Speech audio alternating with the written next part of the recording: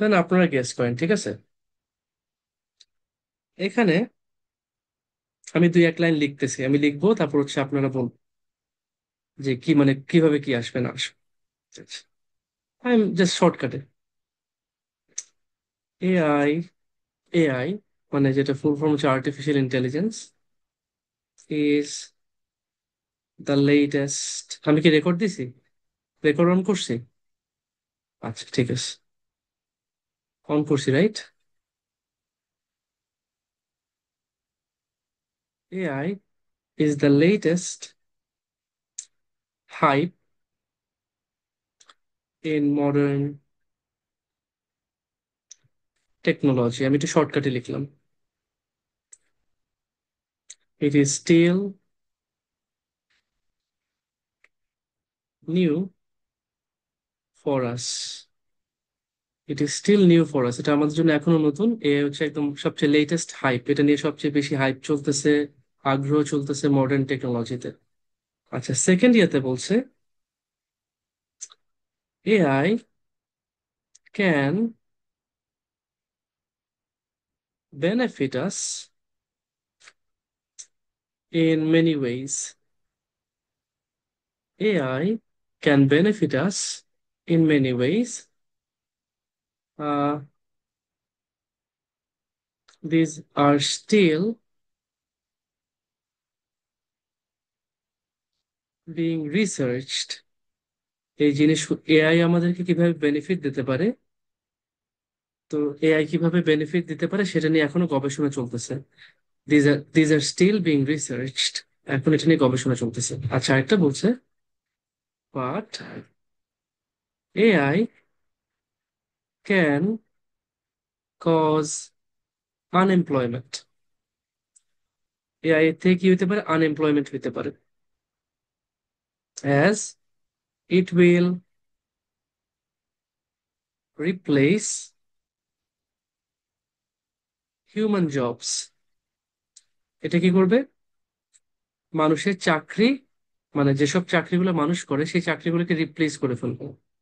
আচ্ছা, ধরেন তিনটা আলাদা প্যারাগ্রাফ, আর এখানে আমি একটা ইয়া করলাম, আমি তিনটা অপশন, এখানে পাঁচটা অপশন দিলাম জান। একটা হচ্ছে AI is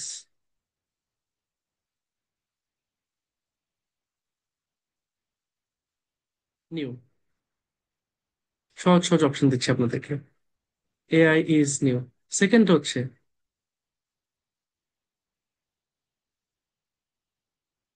AI can be confusing. AI can be confusing, এটা হচ্ছে অপশন ওয়ান। এটা হচ্ছে অপশন টু। অপশন থ্রি হচ্ছে পোটেনশিয়াল ডেঞ্জার্স। পোটেনশিয়াল ডেঞ্জার্স, আপনারা আমাকে বলবেন যে কোনটা অর্থ কি। ডেঞ্জার মানে বিপদ, পোটেনশিয়াল মানে কি? চার নাম্বারটা হচ্ছে পোটেনশিয়াল বেনিফিটস। Potential benefits. এখন আমাকে একটু আপনারা বলেন যে কোনটা কোনটার সাথে ম্যাচ করতেছে। আমরা তিনটা প্যারাগ্রাফ লিখছি। একটা হচ্ছে AI is the latest hype in modern technology, it is still new for us. Section B, AI can benefit us in many ways, these are still being researched. Section C, but AI can cause unemployment as it will replace human jobs. Option আছে AI is new, AI can be confusing, potential dangers, potential benefits. কোনটার সাথে কোনটা match করে? Section এর সাথে মানে, আচ্ছা, বলতেছেন যে এক নাম্বারটা হচ্ছে yeah, very good, AI is new. এই যে আমি এখানে মোটামুটি পাইছি, এআই হচ্ছে নতুন, এই সেকশনের সাথে এটা ম্যাচ করছে। আচ্ছা, বি এর জন্য কোনটা? Section B.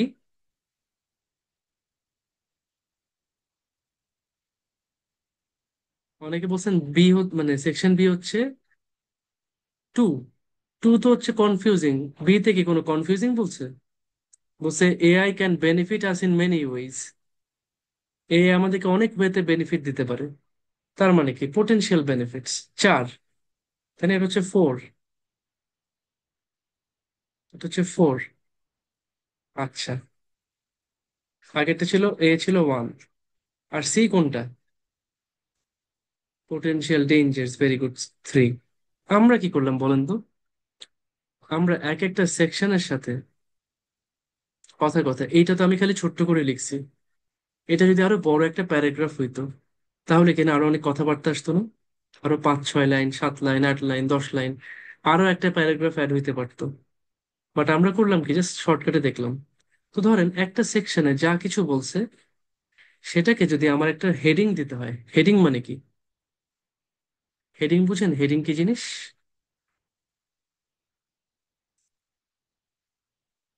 হেডলাইন। আচ্ছা, হইতে পারে। আর কোনো সিনোনিম, আরেকটা ওয়ার্ড দেন হেডিং এর জন্য।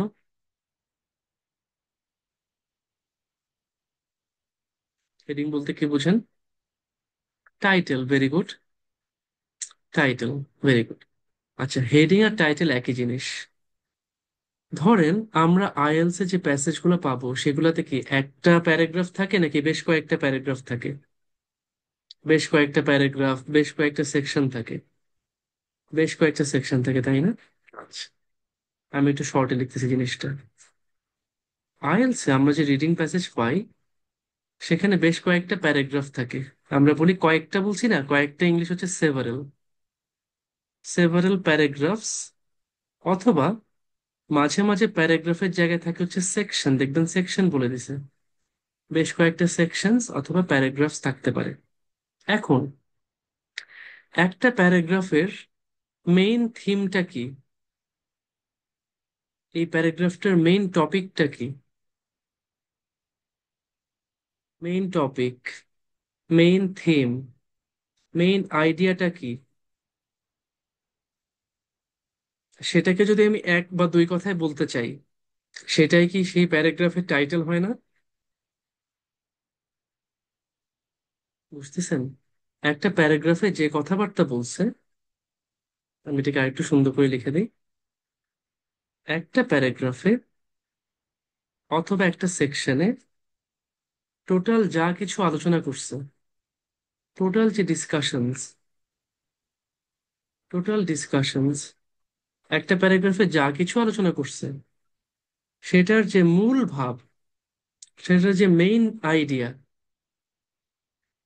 মেইন টপিক অথবা মেইন থিম, এটাকে আমরা যদি এক কথায় প্রকাশ করি, এটাকে আমরা যদি এক কথায় বলতে চাই,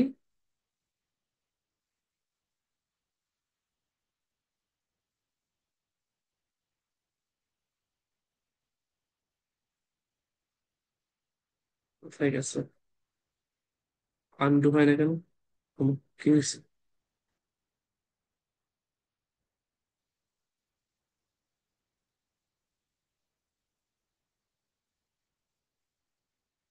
হুম,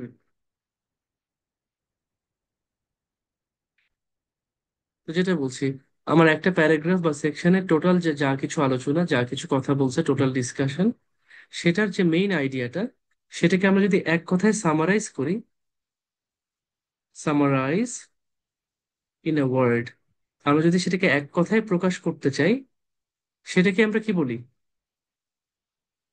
সেটাকে আমরা বলি সেই প্যাসেজ, সেই প্যারাগ্রাফ অথবা সেকশনের টাইটেল অথবা হেডিং। এটাই তো নাকি? আর কোনো পার্থক্য আছে? টোটাল একটা বড় প্যারাগ্রাফ, সেই পুরো প্যারাগ্রাফটাকে যদি আমি এক কথায় প্রকাশ করতে চাই, সেটাই তো সেই প্যারাগ্রাফের টাইটেল বা হেডিং, তাই না? তার মানে প্যারাগ্রাফে যা কিছু আলোচনা করছে অথবা যা কিছু ডিসকাস করছে, পুরোটাকে আমি এক কথায় সামারাইজ করে ফেললাম, এক কথায় আমি শর্ট করে ফেললাম। এটাই হচ্ছে কি সেই প্যারাগ্রাফের টাইটেল বা হেডিং। এইটা কি সবাই বুঝছেন? এই কনসেপ্টটা সবাই বুঝছেন? যদি বুঝেন তাহলে আমরা পরেরটায় যাই।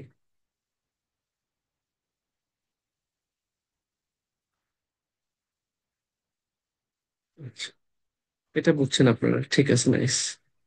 এবার আসি আমরা যে আমাদের এই কোয়েশ্চেনটা কিভাবে আসে সেটা আমরা একটু দেখে নিই। আমাকে 1 মিনিট টাইম দিবেন, আমি একটু করে ইয়া নিয়ে গোছাই নিয়ে আমি ইয়া করতেছি।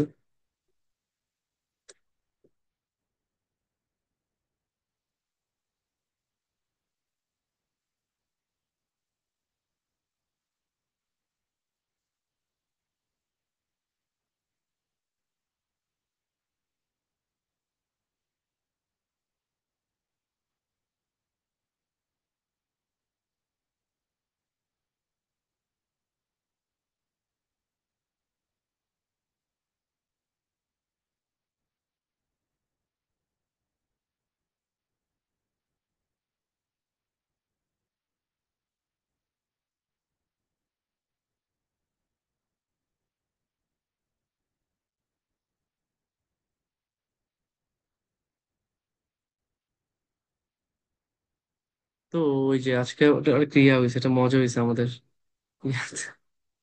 আমার একটা ছেলে আছে, ও হচ্ছে গিয়ে মার্শাল্লাহ ভালো শার্প, খুবই শার্প, আমাদের অফিসে আমাদেরকে হেল্প করে আমাদের কাজে।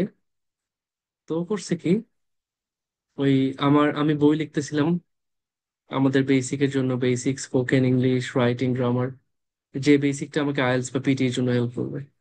তো ওই বই লিখি, ও করে কি ওই বইটা পড়ে বসে বসে, বই পড়ে। তো আচ্ছা দেখি সে খুব সুন্দর করে উচ্চারণ করতেছে।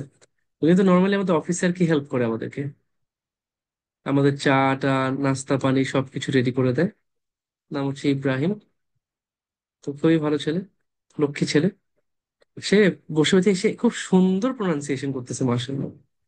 তো আমি তাকে পরে বলছি তুমি একটা কাজ করো, তুমি এখন থেকে আমার আমাদের ক্লাসে বসবো, এটা যখন ক্লাসে পড়াবে কিভাবে পড়াচ্ছে তুমি ভালো করে খেয়াল করবে। ছেলেটা যদি অ্যাকচুয়ালি একে যদি শেখানো যায়, পড়ানো যায়, থেকে অ্যাসেট হয়ে গেল আমাদের। তো ওর কাজের ফাঁকে ফাঁকে হচ্ছে আমাদের সাথে পড়াশোনা করবে, ক্লাস করবে। তো খুব সুন্দর, ওর প্রোনাউন্সিয়েশন খুবই সুন্দর দেখি। ওর এই বি সি ডি সুন্দর করে উচ্চারণ করতেছে। তাহলে হ্যাঁ, তোমাকে দিয়ে আশা আছে। আচ্ছা, ও পড়াশোনা করে না, ও পড়াশোনা বাদ দিয়ে দিছে। ও ছিল স্কুল পালায় আসছে, ওর বাপ মা ওকে পাঠায়, জোর করে পাঠতেছে না। ও হচ্ছে স্কুল সব বাদ দিয়ে চলে আসছে। স্মার্ট ছেলে তো, বেশি স্মার্ট ছেলেরা আবার পড়াশোনায় মানে মন বসে না বেশি। আমাদের হালকা পাতলা একটু স্মার্টনেস কমায়, একটু হার্ড ওয়ার্কিং হইতে হবে। একটু বেশি স্মার্ট মানুষের অভাব নেই, সবাই স্মার্ট। একটু হার্ড ওয়ার্কিং মানুষ লাগবে আমাদের। আমার বলতে আমি নিজেও আপনাদেরও। আমি একা হার্ড ওয়ার্ক করবো কোন দুঃখে, আপনারাও করতে হবে। আচ্ছা, করবেন তো নাকি? আচ্ছা আখি আপু, কোনো সমস্যা নাই, আপনার পরীক্ষার জন্য বেস্ট উইশেস। আপনি ইউটিউবে ক্লাস দেখে নিতে পারবেন, কোনো সমস্যা নেই। ইউটিউবে আমার ওই এই টপিকের হেডিং ম্যাচিং এর আমার ক্লাস আছে, কোনো সমস্যা নেই। ঠিক আছে, এখন দেখেন আমার রেডি হয়ে গেছে, দেখতে পাচ্ছেন? বাম পাশে হচ্ছে আমার প্যাসেজ, ডান পাশে আমার কোয়েশ্চেন। আমরা সবার আগে কোয়েশ্চেনের ইনস্ট্রাকশনটা একটু পড়ে নেই। কোয়েশ্চেন আমাদের কি বলে, reading passage two has 7 paragraphs. তাহলে এই যে রিডিং প্যাসেজ টু, এখানে কি আছে, 7টা প্যারাগ্রাফ আছে, কি থেকে, এ থেকে জি পর্যন্ত, দেখছেন? এই এ হচ্ছে একটা প্যারাগ্রাফ, বি একটা, সি একটা, ডি একটা, ই, এফ, জি, 7টা প্যারাগ্রাফ আছে। ওকে, চুজ দ্য কারেক্ট হেডিং। আমাদের কি করতে হবে?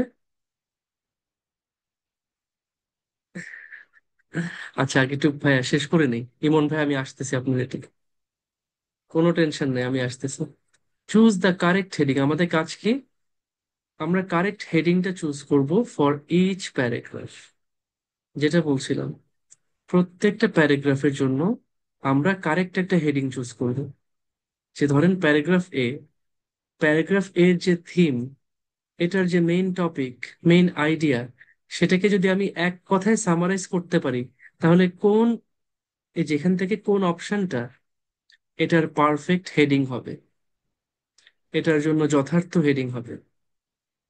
তাহলে আমি প্রত্যেকটা প্যারাগ্রাফ থেকে, প্রত্যেকটা প্যারাগ্রাফের জন্য বেস্ট হেডিংটা এখান থেকে চুজ করব। আচ্ছা, তো চুজ দ্য কারেক্ট হেডিং, আমাদের কারেক্ট হেডিংটা চুজ করতে হবে ফর ইচ প্যারাগ্রাফ। প্রত্যেকটা প্যারাগ্রাফের জন্য কারেক্ট হেডিংটা আমি বাছাই করব, চুজ করব from the list of headings below. নিচে কি আছে? List of headings. তার মানে আমার কোন প্যারাগ্রাফের জন্য কোন হেডিং হইতে পারে এরকম আমাকে একটা লিস্ট দিয়ে দিছে। দেখেন লিস্টে কিন্তু 1 2 3 4 5 6 7 8 9, 9টা অপশন আছে। আমার প্যারাগ্রাফ আছে 7টা। তার মানে দুইটা অপশন আমাকে এক্সট্রা দিছে, যেটা আমার অ্যান্সার হিসেবে হবে না। তাহলে এখান থেকে আমি বাছাই করব যে কোন প্যারাগ্রাফের জন্য কোন হেডিংটা কারেক্ট। এখান থেকে হেডিং নিব, এখানে নিয়ে বসাই দিব। আচ্ছা, নিচে দেখেন এখানে কোয়েশ্চেনের মানে কোন প্যারাগ্রাফের সাথে কোনটা যাবে সেটা আমাকে বলে দিছে। এখন এটার একটা স্ট্র্যাটেজি আমরা একটু শিখে রাখি।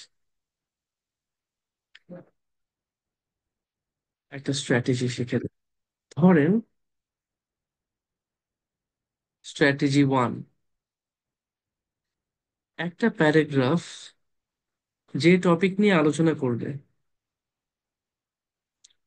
একটা প্যারাগ্রাফ অথবা সেকশন যে টপিক নিয়ে ডিসকাস করবে, সেই টপিকটা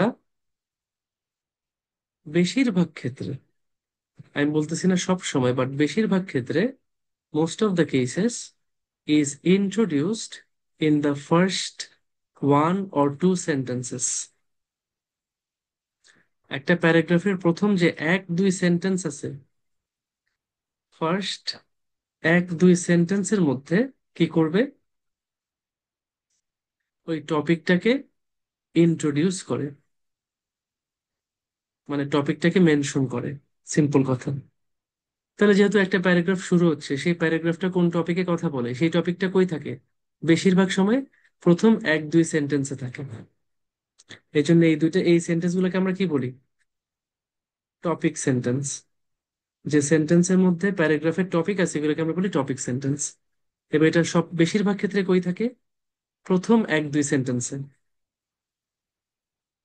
এবং এইটা আমরা মোটামুটি 50 থেকে 60% কেসে আমরা এইটা পাবো। আমাদের যদি 10টা কোয়েশ্চেন থাকে, 10টার মধ্যে আমরা 5টা বা 6টা এইটাতেই পাবো। এবং এটা আমার প্রথম স্ট্র্যাটেজি। আমি আমার প্যারাগ্রাফ অথবা সেকশনের প্রথম 1 2 লাইন পড়বো। 1 2 লাইন পড়ে সেখান থেকে টপিকটা কি বুঝতেছি সেটা একটা আইডিয়া করে আমি ওই লিস্টের সাথে ম্যাচ করব।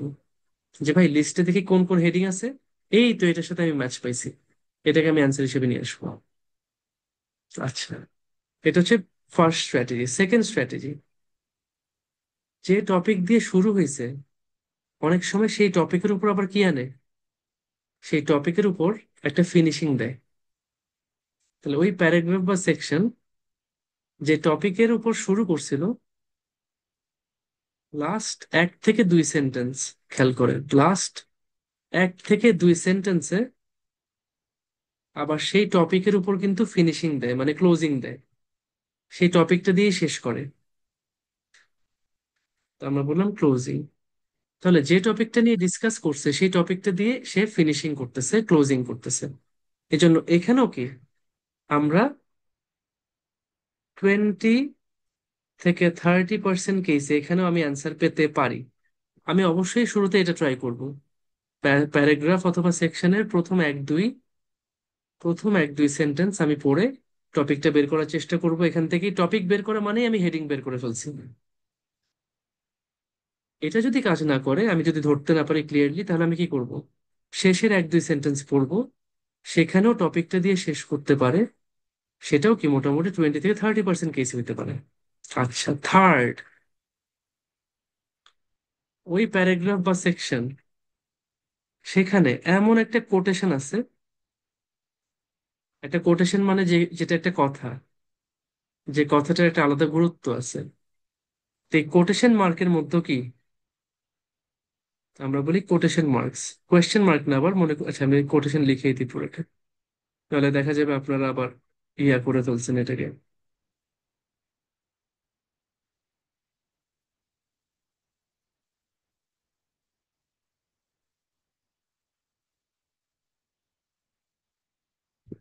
এটাকে আমরা বলি কোটেশন মার্কস। কোটেশ কোটেশন মার্কস, যেখানে কারো একজনের কথা বলছে, যে কথাটার মধ্যে একটা গুরুত্ব আছে, সেই কথার থেকে আমি কি আমার অ্যান্সার পাইতে পারি। তাহলে হয় প্যারাগ্রাফের ফার্স্ট এক দুই সেন্টেন্স পড়ে সেখান থেকে টপিক পাবো, অথবা লাস্ট এক দুই সেন্টেন্স পড়ে টপিকটা আমি আবার শিওর হব, নাইলে আমি কোটেশন মার্ক পড়ে কি করব, সেখান থেকে আইডিয়া করবো যে হ্যাঁ, যেখান থেকে আমি টপিকটা গেস করার চেষ্টা করবো যে কি নিয়ে কথা বলছে।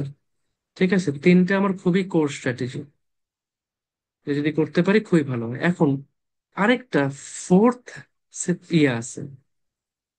ফোর্থটা কিরকম, যদি প্যারাগ্রাফ অথবা সেকশনের সাইজ বড় হয়, প্যারাগ্রাফ অথবা সেকশনের সাইজ যদি বড় হয়, সাইজ বড় বলতে সেখানে 5 সেন্টেন্সের 5 or more সেন্টেন্সেস।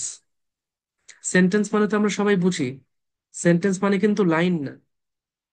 লাইন হতে পারে 1 2 3 4 5, বাট সেন্টেন্স মানে হচ্ছে ফুল স্টপ। যদি আমরা 5 or more সেন্টেন্সেস দেখি, 5 অথবা তার চেয়ে বেশি সেন্টেন্সেস দেখি, সেই সব ক্ষেত্রে বেশিরভাগ সময় স্ট্র্যাটেজি 1 কাজ করে। খেয়াল করে, যখন একটা প্যারাগ্রাফ অথবা সেকশনের সাইজ বড়, প্যারাগ্রাফটা বড় বা সেকশনটা বড়, সেখানে বেশিরভাগ সময় স্ট্র্যাটেজি 1 কাজ করে। আচ্ছা, যদি প্যারাগ্রাফ বা সেকশনের সাইজ ছোট হয়, কিরকম, 2 থেকে 3 সেন্টেন্সেস, 2 থেকে 3 সেন্টেন্স আসেই আমার 2 থেকে 3 সেন্টেন্স, তো প্রথম এক দুই সেন্টেন্স আর শেষের এক দুই সেন্টেন্স তো একই জিনিস। সেসব ক্ষেত্রে আমার কি করতে হয়, আমাকে ফুল প্যারাগ্রাফটাই পড়া ভালো। যেহেতু ভাই টোটাল আসেই 2 থেকে 3 সেন্টেন্স, মানে ফার্স্টের এক দুই সেন্টেন্স আর লাস্টের এক দুই সেন্টেন্স তো একই জিনিস হয়ে গেছে। আমি যদি ওটাও দেখি যে টোটাল 4 সেন্টেন্স আছে, তো প্রথম 2 সেন্টেন্স আর শেষের 2 সেন্টেন্স সব মিলে তো আমার 4 সেন্টেন্স হয়ে গেছে। তো এটা হলে আমি কি তখন ফুল প্যারাগ্রাফটা পড়ি। এই হচ্ছে আমার 4টা স্ট্র্যাটেজি। বেশিরভাগ সময় একটা প্যারাগ্রাফের প্রথম 1 থেকে 2 সেন্টেন্সের মধ্যে আমার অ্যান্সার থাকে, না হইলে লাস্টের এক দুই সেন্টেন্সের মধ্যে আমি টপিকটা পাই, আবার সেখান থেকে আমি অ্যান্সারটা বের করি। না হইলে কিছু কোটেশন মার্ক আছে কিনা দেখবো, কোটেশন মার্কের মধ্যে মাঝে মাঝে টপিকটা থাকে। না হইলে যদি সেকশনের সাইজ বড় হয়, স্ট্র্যাটেজি 1। সেকশনের সাইজ যদি ছোট হয়, প্যারাগ্রাফ যদি ছোট হয়, তাহলে স্ট্র্যাটেজি ডিফারেন্ট। আমি পুরো প্যারাগ্রাফটাই বা পুরো সেকশনটাই পড়ে ফেলবো, ফুল প্যারা অথবা ফুল সেকশনটা আমি পড়ে ফেলবো। কারো কোনো প্রশ্ন থাকলে বলেন এই পর্যন্ত। এই পর্যন্ত কারো কোনো প্রশ্ন থাকলে বলেন।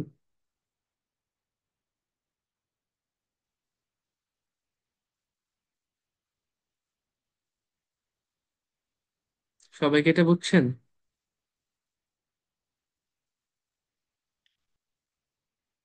ঠিক আছে, বুঝছেন। আচ্ছা, আরেকবার। আচ্ছা ঠিক আছে, একটু আবার সবাই ভালো করে শুনেন, যেহেতু আপু রিকোয়েস্ট করছে আরেকবার। আমরা যখন একটা প্যারাগ্রাফ বা সেকশন পড়ব, প্রথম এক দুই সেন্টেন্সের মধ্যেই সেটার টপিক থাকার চান্স সবচেয়ে বেশি। এখান থেকে আমরা হেডিংটা ট্র্যাক করতে পারি, হেডিংটা বের করতে পারি।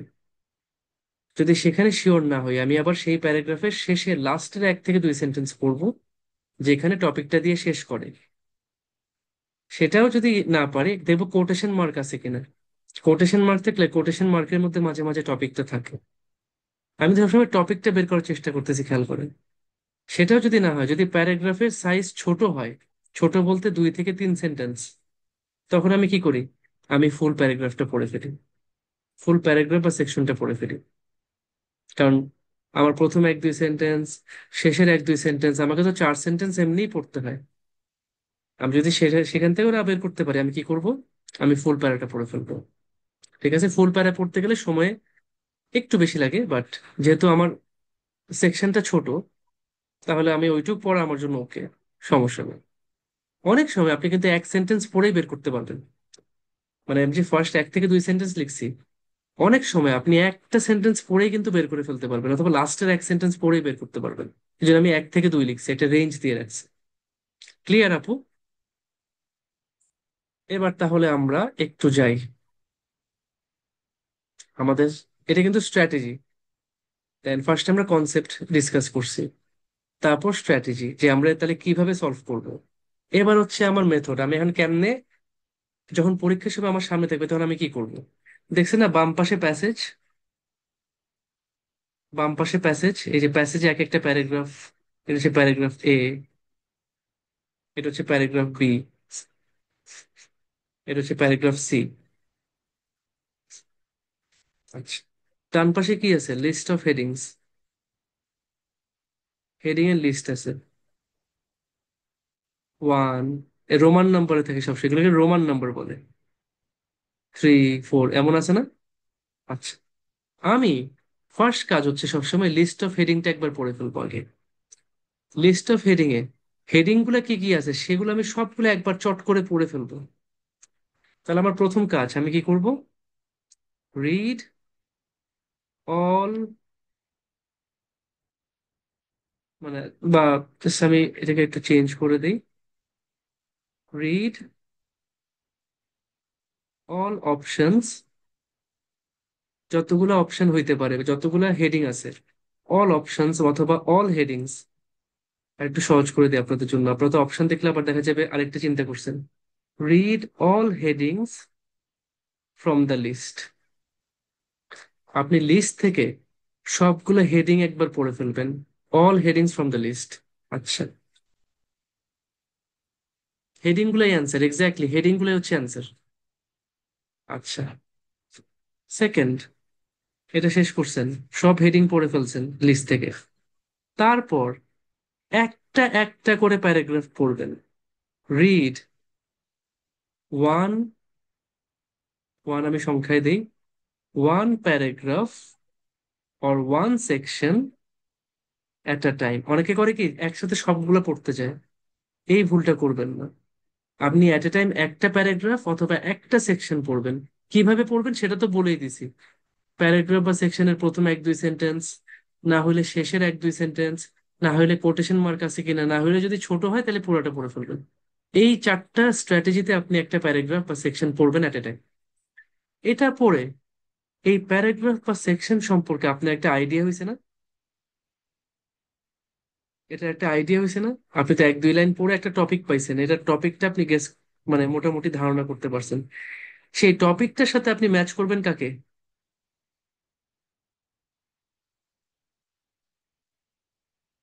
আপনি একটা প্যারাগ্রাফ বা সেকশন পড়ে যে একটা টপিকের ধারণা পাইছেন, সেই টপিকটার সাথে আপনি ম্যাচ করবেন কাকে?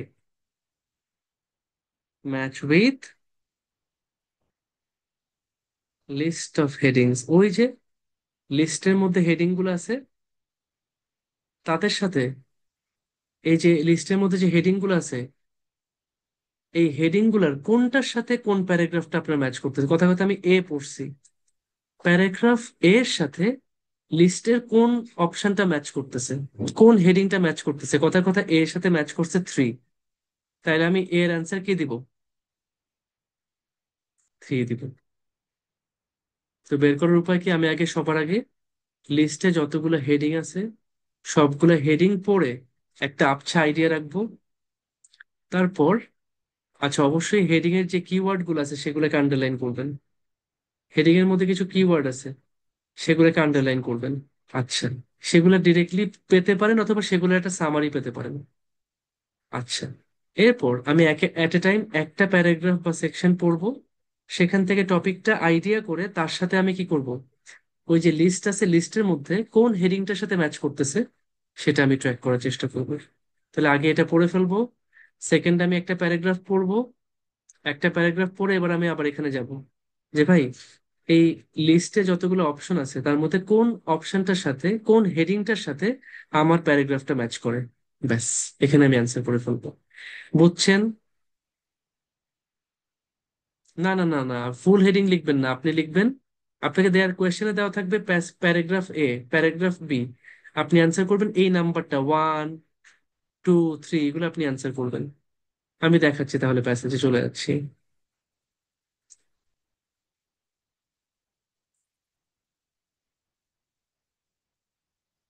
আমার বয়স কত? আমার বয়স 34 অ্যাপ্রোচিং। আন্ডার 20 তো দুষ্টামি করে লিখছি। 34 হবে ইনশাআল্লাহ এই নভেম্বর মাসে, কামিং নভেম্বরে। মানে 33.5 বছর বয়সে আমার। আচ্ছা, আসেন। তো প্রথম কাজ কি ভাই? আয় হায় রে, কে ফোন দেয়! আমি একটু টাইম দেন, আমি একটু কলটা রিজেক্ট করি।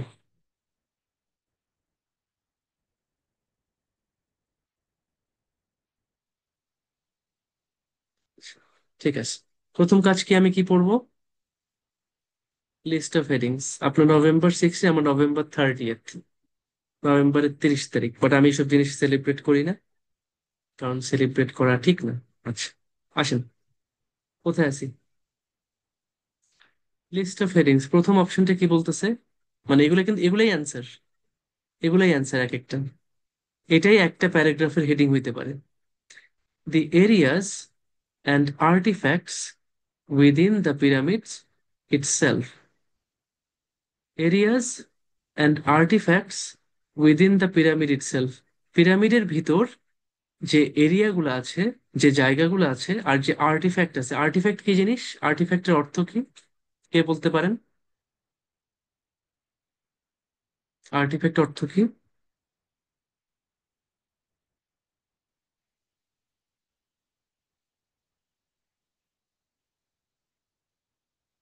শিল্পকর্ম। আচ্ছা, শিল্পকর্মের আরেকটু পুরনো ভার্সন আর কি, ধরেন পুরান দিনের শিল্পকর্ম, অনেক আগের যুগের শিল্পকর্ম। পুরাকীর্তি শুনছেন? পুরাকীর্তি। আপনাদেরকে আমি একটু দেখাই দিই তাহলে। আর্টিফ্যাক্ট, তাই না?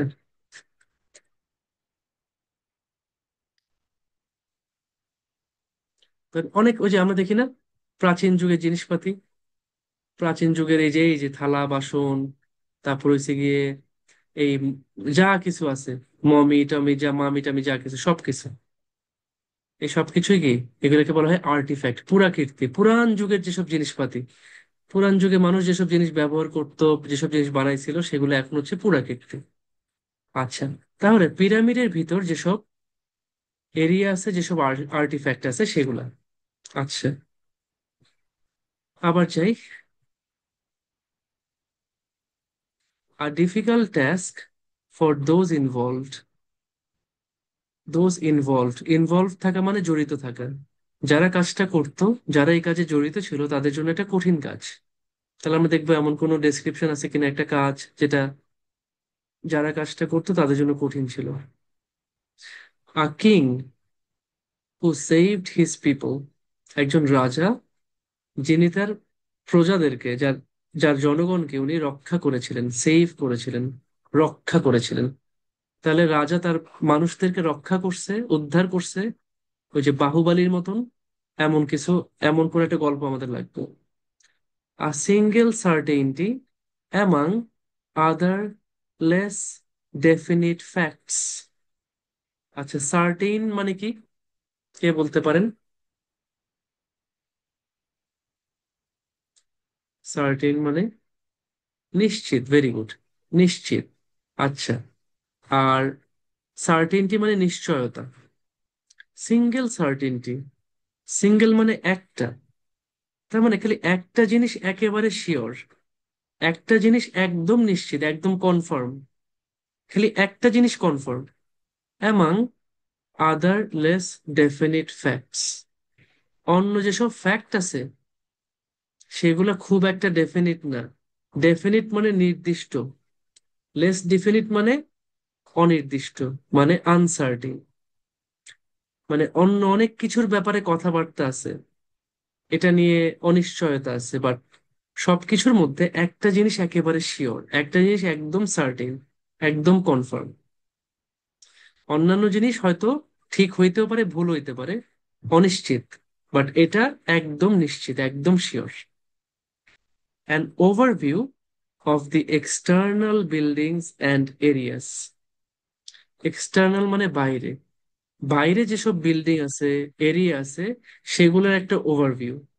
আচ্ছা, a pyramid design that others copied.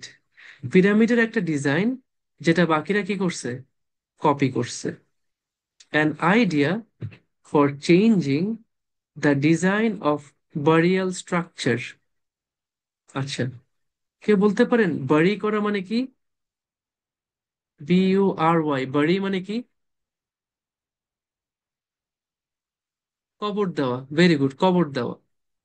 আচ্ছা, তাহলে বারিয়াল স্ট্রাকচার মানে যেখানে কবর দেওয়া হয় সেই জায়গাটার স্ট্রাকচার। তাহলে যেখানে কবর দেওয়া, কোথায় কবর দেওয়া হয় বলেন তো? দেখি তো, জেনারেল নলেজ। কবর কোথায় দেওয়া হয়? কবরে দেওয়া হয়, এক্স্যাক্টলি। কবর দেওয়া হয় কবরের মধ্যে। আচ্ছা, কবরকে বলে কি? গ্রেভ, অথবা সমাধিস্থল, ভেরি গুড। কবর হইতে পারে, সমাধিস্থল হইতে পারে, তাই না? আচ্ছা, তাহলে কবরের যে স্ট্রাকচারটা, বারিয়াল স্ট্রাকচার মানে হচ্ছে কবরের স্ট্রাকচারটা, সেটার ডিজাইন চেঞ্জ করার জন্য একটা আইডিয়া আসছিল। বারিয়াল স্ট্রাকচার বা কবরের যে ডিজাইন, সেটা চেঞ্জ করার জন্য একটা আইডিয়া আসছে। অ্যান ইনক্রেডিবল এক্সপিরিয়েন্স, এটা খুব চমৎকার, দুর্দান্ত একটা এক্সপিরিয়েন্স, অভিজ্ঞতা। Despite the few remains, few মানে অল্প, রিমেইন মানে যেটা বাকি আছে। খুব অল্প জিনিসপাতি বাকি আছে, বাট খুব অল্প জিনিসপাতি বাকি থাকা সত্ত্বেও এক্সপিরিয়েন্সটা খুবই সুন্দর, খুবই চমৎকার, incredible. The answers to some unexpected questions. Unexpected question, কিছু কোয়েশ্চেন এক্সপেক্ট করা হয় নাই, সেই আনএক্সপেক্টেড কোয়েশ্চেনের কিছু অ্যান্সার এখানে পাওয়া যাচ্ছে। আমরা কি মোটামুটি সবগুলো বুঝছি? আমরা কি সবগুলো হেডিং বুঝছি?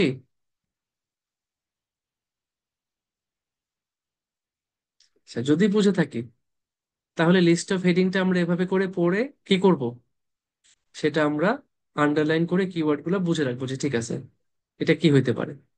নেক্সট কাজ কি বলেন তো? পরের কাজ কি এখন?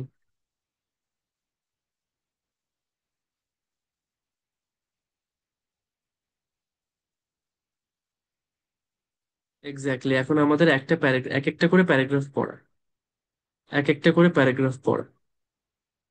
আমরা একটু সবাই, আচ্ছা, এখানে একটা ইন্টারেস্টিং জিনিস আছে। প্রথম প্যারাগ্রাফটা ওরা একটু কঠিন রাখে, সব সময় প্রথম প্যারাগ্রাফটা একটু কঠিন রাখে, এবং প্রথম প্যারাগ্রাফটা মোটামুটি দেখা যায় পুরোটা পড়তে হয়। আমরা এমনি দেখি কয়টা সেন্টেন্স আছে, একটা সেন্টেন্স, ফুল স্টপ দেখি, দুইটা, তিনটা, চারটা, তো আছেই হচ্ছে আমার কি, চারটা সেন্টেন্স। তার মানে ফার্স্ট দুই সেন্টেন্স, পরের দুই সেন্টেন্স তো একই জিনিস, তাই না? কোনো তো পার্থক্য নাই। তাহলে আমরা কি করতে পারি? আচ্ছা, আমি কিন্তু ইয়াতে গেছিলাম, আমি কিন্তু মামিটা আমি দেখতে গেছিলাম, আপনারা দেখতে চান? মামিটা আমি দেখতে গেছিলাম। আচ্ছা, আমি তাহলে একটু আপনাদের সাথে একটা ছবি একটু শেয়ার করি, যেহেতু আজকে এই টপিক আছে। আর ইয়াটা কি, step pyramid of Djoser, the step pyramid, pyramid নিয়ে কাজ। তা আমি আপনাদের একটু দেখায় দেই। জিনিসটা ব্রিটিশ মিউজিয়ামে গেছিলাম, সেখানে হচ্ছে গিয়ে মামি টামি ছিল। আচ্ছা, এবারে ছবি আপনাদেরকে একটু দেখাই। মানে খুবই বিদঘুটে, বুঝছেন, মানে সত্যি কথা। মামি শুনতে মনে হয় খুব ভালো, বা আমার মনে হয় খুব আগ্রহ আসবে, ভাই সামনাসামনি দেখলে আপনি যখন দেখবেন একটা লাশ, একটা মরা মানুষের লাশ, সে মারা গেছে কোন আমলে, তাকে এখন হচ্ছে গিয়ে ফালায় রাখছে এখানের মধ্যে, তার ডেড বডি, এগুলো না তখন খুব ইয়া লাগে, মানে ভাল লাগে না একদম, খুব ইয়া লাগে, মানে খুবই ভয় লাগে ভাই, খুবই ভয় লাগে।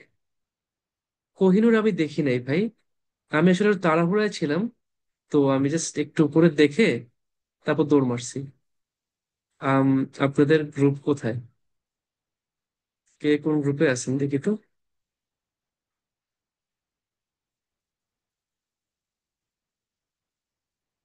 আচ্ছা,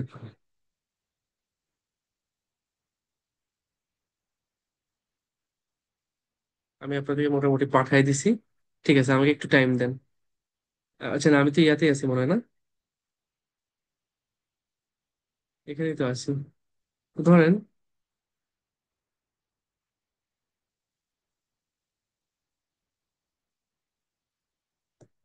এই যে, দেখতে পাচ্ছেন? এই হচ্ছে কি মামি, এটা কিন্তু একটা লাশ, এটা ডেড বডি ভাই। এটা মানে আমার খুবই মানে জিনিসটা খুবই মানে প্যাথেটিক লাগছে যে একটা মানুষ মারা গেছে। এর সাথে এক একটা কফিন, এগুলো হচ্ছে বারিয়াল স্ট্রাকচার, খেয়াল করেন। এটা একটা বারিয়াল স্ট্রাকচার, একটা কফিন। এটা আরেকটা। আচ্ছা, কোথায় চলে গেছে? এটা হচ্ছে আমার আমার স্টুডেন্ট যে আমার সাথে গেছিল। তো এইটা হচ্ছে একটা কফিনের ভিতরে, এটা একটা লাশ, এটা একটা ডেড বডি, এটা কোনো কফিন না, এটা ডিরেক্ট লাশ। আমার খুব সত্যি মানে আমার খুবই খারাপ লাগছে ওই জায়গাটায় গিয়ে। এটাও একটা কিন্তু ডেড বডি। তারপর এই তো, এটা হচ্ছে একটা পুরা মামি, একটা প্রপার মামি। এই ডেড বডিকে কিন্তু মামি বলে, বুঝছেন? এটাকে মমি করে রাখছে না, এটাই এটাই মামি। এটা হচ্ছে কফিন, কফিনটা খুবই সুন্দর এক একটা কফিন। বাট ভাই মানে এই যে দেখেন ছোট বাচ্চা যারা মারা গেছে, যারা জন্ম হওয়ার আগে মারা গেছে, এদেরকে ছোট ছোট ইয়াতে ঢুকায় রাখতো। এগুলো সব এক একটা ডিফারেন্ট ডিফারেন্ট সাইজের মামি আছে, ইয়া আছে। এটা একটা গোল্ডের ইয়া ছিল। এটা এখন মানে এটা কিন্তু গোল্ড দিয়ে বানানো। তারপর এটা আরেকটা আরেকটা কফিন। এটা তো পুরো ফুল গোল্ডের একটা মামি, পুরো ফুল গোল্ডের। মানে সে নিশ্চয়ই একটা রাজা বাদশা টাইপের লোক ছিল। তাই তো, এগুলো হচ্ছে আবার কিছু ওদের শো পিস। ওরা বানাতো তখনই, ওরা বানায় রাখতো। তো এই হচ্ছে ব্যাপারটা, বুঝছেন? মানে এটা এত বাজে লাগছে আমার কাছে, এত ভয় লাগছে সত্যি কথা। যেরকম ডেড বডি, আল্লাহ, লোক মারা গেছে মনে 10-20 বছর হাজার, 20,000 বছর আগে মারা গেছে। তাই আল্লাহ জানে 5,000 বছর আগে মারা গেছে, এর ডেড বডি পড়ে আছে আমার চোখের সামনে। আমি এটার সাথে ছবি টবি তুলি নাই আর। তো বুঝছেন, এই হচ্ছে গিয়ে মামির কাহিনী।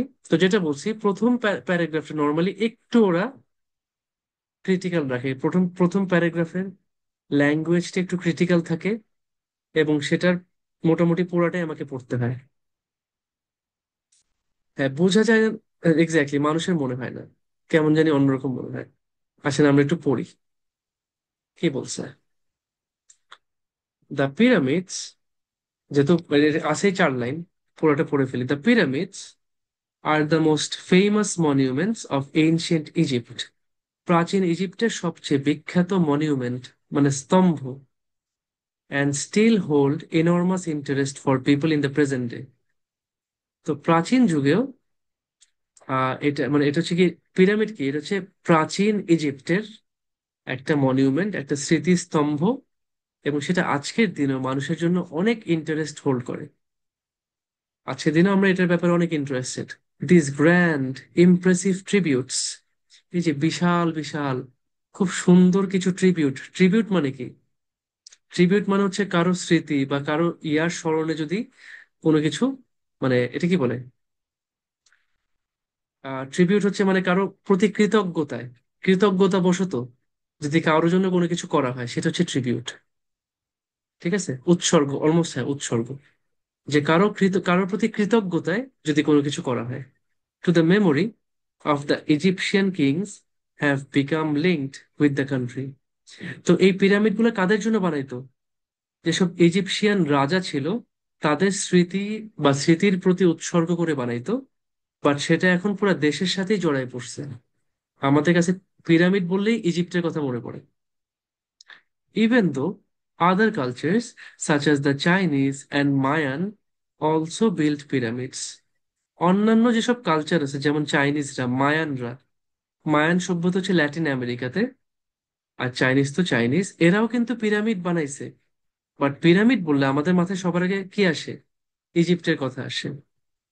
The evolution of the pyramid form, evolution মানে বিবর্তন। তো পিরামিডটা কেমনে আসলো, has been written and argued about for centuries. Pyramid কিভাবে আসলো, কিভাবে বানাইছে, এটা নিয়ে লেখালেখি হয়েছে, এটা নিয়ে আর্গুমেন্ট হয়েছে, তর্ক বিতর্ক হয়ে আসতেছে ফর সেঞ্চুরিজ। শত শত বছর ধরে এটার ব্যাপারে লেখালেখি হয়েছে, এবং এটার ব্যাপারে আর্গুমেন্ট হয়েছে। However, there is no question, এই ব্যাপারে কোনো প্রশ্ন নাই, that as far as Egypt is concerned, যতক্ষণ পর্যন্ত ব্যাপারটা ইজিপ্টকে ঘিরে, it began with one monument. এই যে পিরামিড শুরু হয়েছিল একটা মনিউমেন্ট দিয়ে, একটা স্তম্ভ দিয়ে, টু ওয়ান কিং, একজন রাজার প্রতি, designed by one brilliant architect, যেটা ডিজাইন করছে একজন ব্রিলিয়েন্ট আর্কিটেক্ট।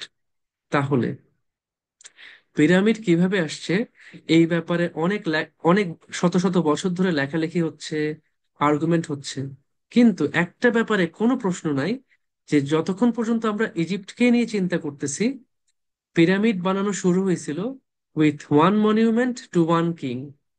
একজন রাজার জন্য একটা স্তম্ভ বানাইছে, designed by one brilliant architect, যেটা একজন খুব মানে ব্রিলিয়ান্ট আর্কিটেক্ট ডিজাইন করছে।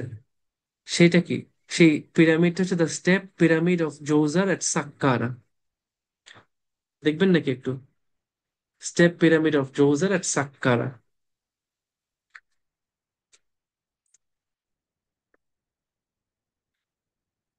এই জোজার পিরামিড, এই হচ্ছে এই পিরামিডটা, এটা দিয়ে প্রথম পিরামিড বানানো শুরু হয়েছিল, এটার ব্যাপারে কোনো প্রশ্ন নাই।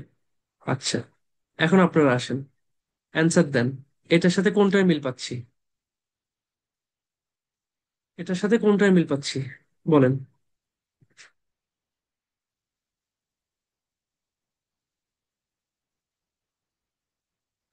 কে অ্যান্সার করবেন?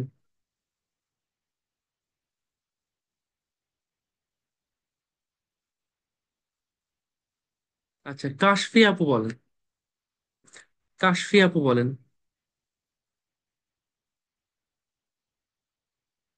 কাশফি আপু আমাদের মোটামুটি অ্যান্সার পুরা আমাদের লঞ্চিং করে না? আমরা যখন অ্যান্সার সলভ করা শুরু করি, কাশিও সবসময় আমাদের ওপেনিংটা করে দেয়। কোথায় আছেন আপু? আপনি আনমিউট করে বলেন। আসসালামু আলাইকুম ভাইয়া। ওয়ালাইকুম আসসালাম আপু। ভাইয়া এটা আহ, আমি বলেছি ওই যে আপনি লাস্ট যে সেন্টেন্সটা বললেন না, it began with one monument to one king design by one brilliant, মানে উম, আর যে ইয়েটা ছিল, হেডিংটা ছিল, লিস্ট অফ হেডিংস এর যে সেন্টেন্সটা ছিল, a G single G, certainty among other less definite facts, মানে ফ্যান্টাস্টিক ফ্যান্টাস্টিক, এক্স্যাক্টলি। একটা জি, সিঙ্গেল জিনিসই নিশ্চিত ছিল, যেটা হচ্ছে ওই একটা ব্রিলিয়ান্ট আর্কিটেক্ট, যেটা উনি একজন কিং এর ইয়ে দিয়ে ডিজাইন করেছেন এরকম একটা। Exactly exactly. দেখেন আমাদের কিওয়ার্ড কি ছিল? A single certainty. এখানে বলছে না দের ইজ নো কোয়েশ্চেন, এই বিষয়ে কোনো প্রশ্ন নাই, তার মানে কি এই বিষয়টা একদম নিশ্চিত, তাই না? মানে লাস্টের সেন্টেন্সটাই মানে এক্স্যাক্টলি। আনসারটা কি ইয়ে এবং করে। সেটা কি? নিশ্চিত বিষয়টা কি? নিশ্চিত বিষয়টা হচ্ছে এটা একটা রাজার প্রতি একটা মনিউমেন্ট দিয়ে শুরু হয়েছিল। আচ্ছা, বাট এর আগের লাইনে আরেকটা কথা আছে না? Evolution of the pyramid form has been written and argued about for centuries. Pyramid কেমনে আসছে এটা নিয়ে সেঞ্চুরি ধরে, সেঞ্চুরি মানে শত শত বছর ধরে লেখালেখি হচ্ছে, আর্গুমেন্ট হচ্ছে, তার মানে কি সেগুলো কি? যেটা নিয়ে আর্গুমেন্ট হয় সেটা কি নিশ্চিত, ডেফিনিট, নাকি লেস ডেফিনিট? আচ্ছা, আপু মনে মিউট করছেন।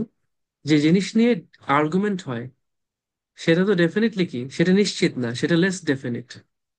তো আমি এখান থেকেই বলতে পারি যে হ্যাঁ, অনেকগুলো লেস ডেফিনিট ফ্যাক্ট আছে, তার মধ্যে একটা ব্যাপার একদম সার্টেন, যেটা হচ্ছে কি এইটা। তাহলে আমি এর অ্যান্সার কি দিচ্ছি? এর অ্যান্সার দিচ্ছি আমি 4। সবাই ক্লিয়ার? সবাই বুঝছেন এটা?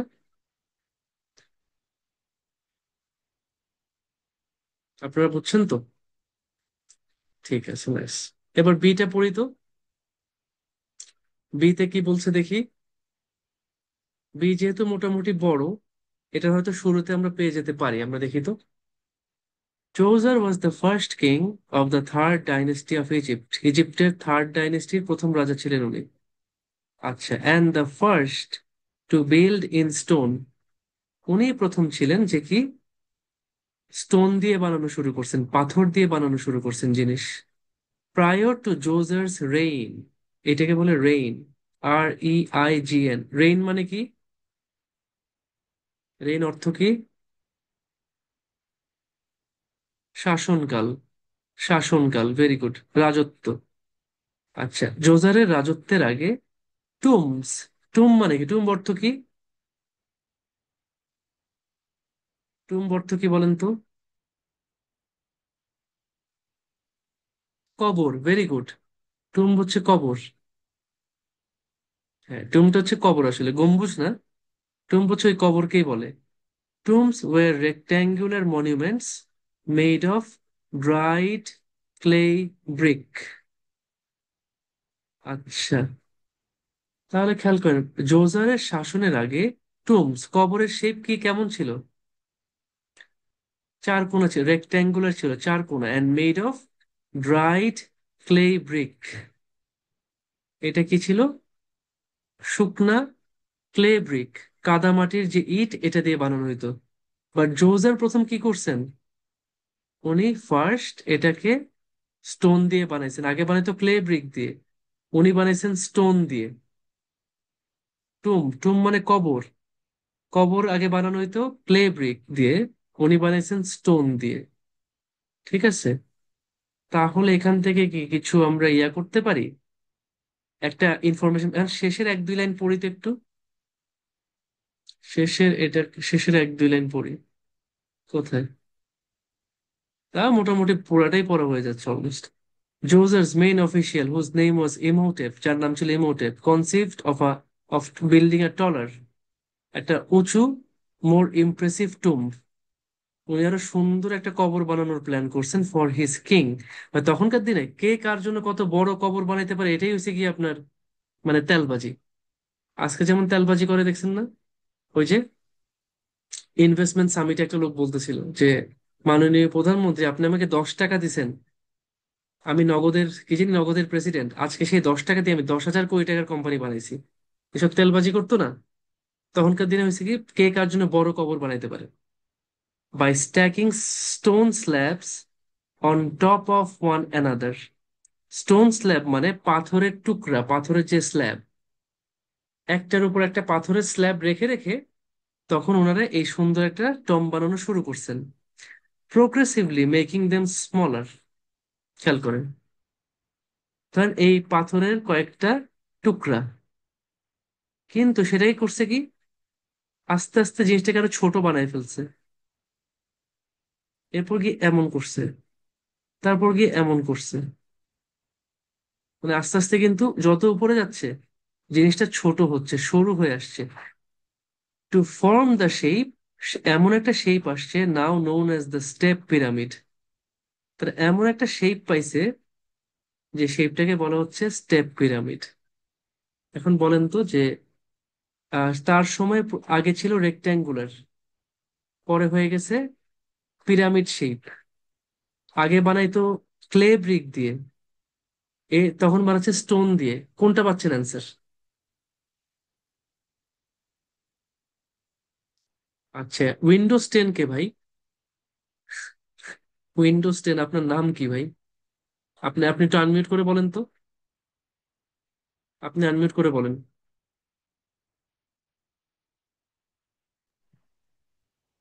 আসসালামু আলাইকুম ভাইয়া। ও ওয়ালাইকুম আসসালাম, আপু আপু, হ্যাঁ হ্যাঁ বলেন। আচ্ছা আমার নাম শারমিন আক্তার। আচ্ছা আচ্ছা, ঠিক আছে আপু, বলেন তো আপনি অ্যান্সার দিচ্ছেন কোনটা? আমি তো হেডিং 7 দিছি। 7 দিছেন, ভেরি গুড। কেন? কারণ ওখানে হচ্ছে ওই যে বুরাল স্ট্রাকচারটা চেঞ্জ করা হচ্ছে, এটাই আইডিয়া প্রথমে দেখিয়েছে। রেক্টাঙ্গুলার, তারপরে কেউ টলার করেছে, কেউ স্মলার, মানে স্ট্রাকচার এক্স্যাক্টলি, চেঞ্জ হচ্ছে, আইডিয়া চেঞ্জ হচ্ছে স্ট্রাকচারের। এক্স্যাক্টলি, আপনার ডিজাইন চেঞ্জ হয়ে গেছে। আচ্ছা, বারিয়াল স্ট্রাকচার, সেটার সাথে কোন শব্দটা মিল পাইছেন? এই যে Tom. Tomé, very good very good, এই যে এক্স্যাক্টলি আমরা কিন্তু মিল পাইছি। বারিয়াল স্ট্রাকচার মানে কবর, টোম মানেও কবর, ব্যাস। এবং ডিজাইন চেঞ্জ হয়েছে, শেপ চেঞ্জ হয়েছে, এবং যেটা দিয়ে বানাতো সেটাও চেঞ্জ হয়ে গেছে। কারণ ধরেন জি। ব্রিক আর স্টোন, এটাও তো ডিজাইনকে চেঞ্জ করে, তাই না? ব্রিক দিয়ে জি। বানালে একরকম, আবার স্টোন দিয়ে বানালে আরেক রকম জিনিসটা। আরেক রকম। এক্স্যাক্টলি, সুন্দর, ঠিক আছে আপু, আপনার অ্যান্সার কারেক্ট। এবার আমরা চলে আসি আবার পরেরটায়। আচ্ছা, এ বি তো আমাদের শেষ, হেরে এখন সি দিতে যাই, তাহলে হিজিবিজি হয়ে গেছে। আমি এটা মুছি। দেখেন, আপনারা কিন্তু সব অ্যান্সার করতেছেন নিজেরাই, আমি কেন কোনো অ্যান্সার করিনি। তার মানে আপনারা সক্ষম, সুঠাম, আর কি কি বলে, আপনারাই এইবল, কেপেবল, আপনারাই স্কিল্ড, ইনশাল্লাহ আপনারাই জাতির ভবিষ্যৎ। প্যারাগ্রাফ সি, ঠিক আছে, প্যারাগ্রাফ সি, দেখি তো কি বলছে। The step pyramid has been thoroughly examined, এটাকে খুব ভালো করে পরীক্ষা নিরীক্ষা করা হয়েছে, and investigated over the last century, and it is now known, এখন জানা যাচ্ছে যে দ্যাট দ্য বিল্ডিং প্রসেস, এটার যে বানানোর প্রক্রিয়া, building process went through many different stages.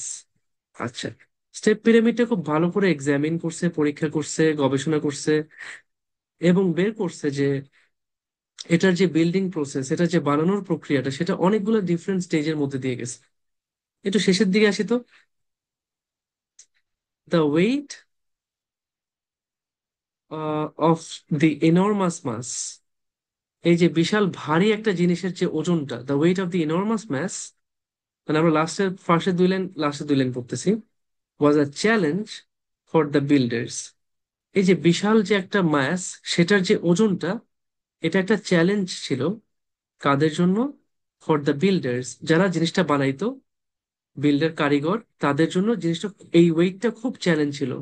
Who place the Stones, যারা এই পাথরগুলোকে প্লেস করতো, বসাইতো, at an inward incline. Inward মানে ভিতরের দিকে, ইনক্লাইন মানে হচ্ছে ঢাল। এই যে এমন দেখেন, বুঝি না, স্টোন বসাইছে ফার্স্টে, পরেরটা কি ভিতরের দিকে বসাবে, আরো পরেরটা আরো ভিতরের দিকে বসাইছে, আরো ভিতরে, যত উপরে উঠতেছে, এদের তো পায়ে হেঁটে ওঠাটা অনেক কঠিন, এবং এটা অনেক ভারী একটা পাথর। তো যত উপরে যাচ্ছে, তত কি জিনিসটা অনেক কঠিন হয়ে যাচ্ছে, এবং পাথরগুলোর ওজন অনেক বেশি ছিল। In order to prevent the monument from breaking up, আমরা চাই না যে পিরামিডটা ভেঙে পড়ুক, তাই কি এটা উপর থেকে নিচে কি এটা সরু হইতে হবে। যদি এটা উল্টা হইতো তাহলে আরো ভেঙে পড়তো বেশি।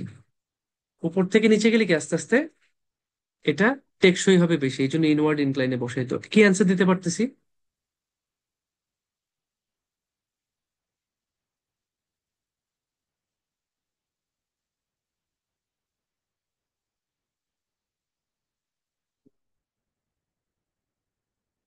আচ্ছা, আলহামদুলিল্লাহ আপু। না, আপনারাই করতেছেন মেইন কাজ, আমি তো খালি আপনাদের খাদেম, আমি তো সেবক, সেবা করার চেষ্টা করতেছি। আচ্ছা, এটা কি অ্যান্সার করবেন?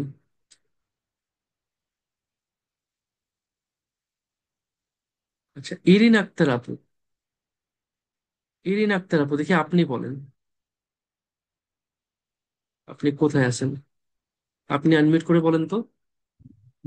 আসসালামু আলাইকুম ভাইয়া। জি, ওয়ালাইকুম আসসালাম আপু। জি, আমি এটা চেক করে দেখলাম যে 2 নাম্বারটা হবে, 2 নাম্বার। দুই নাম্বারটা কেন? বিকজ এখানে ডিফারেন্ট ডিফিকাল্ট টাস্কের কথা বলা হয়েছে ফর দোজ ইনভলভ। যারা ইনভলভ, ডিফিকাল্ট কারা টাস্ক, ইনভলভ আপু এখানে? যারা বিল্ডার ছিল, শুরু ভেরি করতেছিল। গুড। ইনভলভ হচ্ছে বিল্ডার্সরা। আর কেন ডিফিকাল্ট ছিল?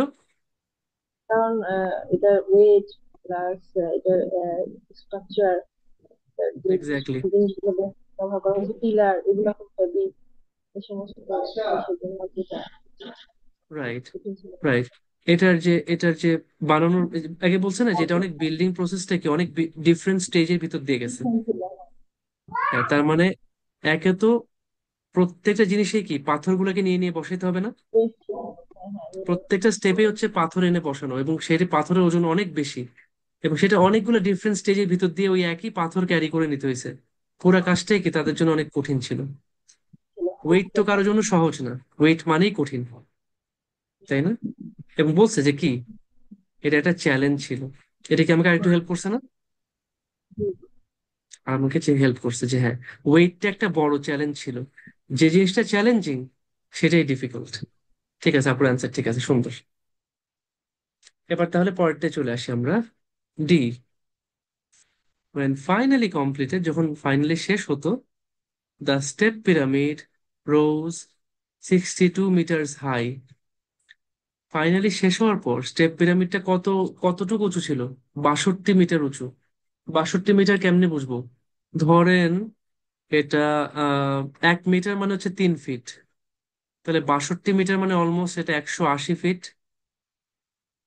180 ফিট মানে 18 তলা বিল্ডিং, একটা 18 তলা বিল্ডিং বানায় ফেলছে। আচ্ছা, তারপর and was the tallest structure of its time. এই পিরামিডটা তার সময়ে সবচেয়ে উঁচু স্ট্রাকচার ছিল। তার মানে আজকে যে বুর্জ খলিফা আছে, তখনকার সময় ছিল হচ্ছে এই পিরামিড খলিফা, সে ছিল সবচেয়ে উঁচু building. The complex in which it was built, যে কমপ্লেক্সের ভিতর এই পিরামিডটা বানানো হয়েছিল, was the size of a city, এটা একটা শহরের সমান বড় ছিল।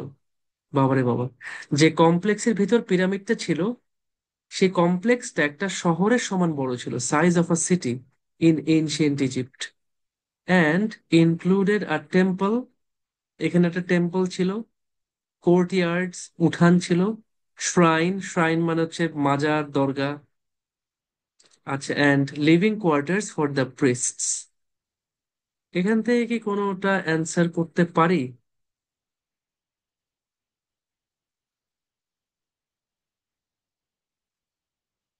কোনোটা অ্যান্সার করতে পারি?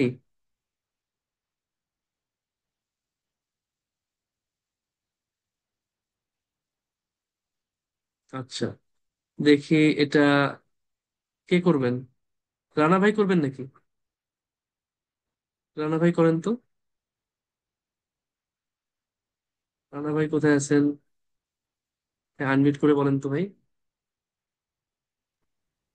হ্যালো, আসসালামু আলাইকুম ভাই। ভাইয়া ওয়ালাইকুম আসসালাম। ভাই এখানে ওই যে লাস্ট যে লাইনটা মানে